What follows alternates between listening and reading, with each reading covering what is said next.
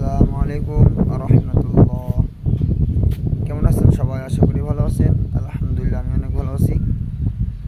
তো আমার কাছে যে পাখি দেখতে পাচ্ছেন, আসলে পাখি নিজের কাঁধে না থাকলে ভিতরে যে কতটা আনন্দ ফুর্তি হয় এটা তো বোঝা যাবে না। তো সেই ক্ষেত্রে আসলে আমার পাখিটা অনেক ছোটো ছিল। ছোটো থেকে খাওয়াতে খাওয়াতে আলহামদুলিল্লাহ অনেকটা বড় বড় হয়ে গেছে, অনেকটা দেখতে কিউট হয়ে গেছে। তো আমার মতো যদি কেউ এভাবে ঘাড়ে নিয়ে ঘুরতে চান, তো সেই ক্ষেত্রে টিয়া পাখির একটা বাচ্চার প্রয়োজন।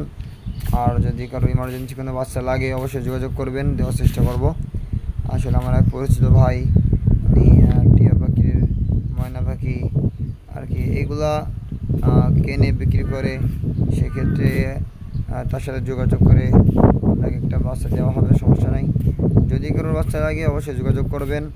আর আমার পাখিটি যে কাঁধে কাঁধে ঘুরতেছে আলহামদুলিল্লাহ, কেমন লাগতেছে এটা সবাই কমেন্টে অবশ্যই জানাবেন। ওকে, সবাই ভালো থাকবেন, সুস্থ থাকবেন। আল্লাহ হাফিজ।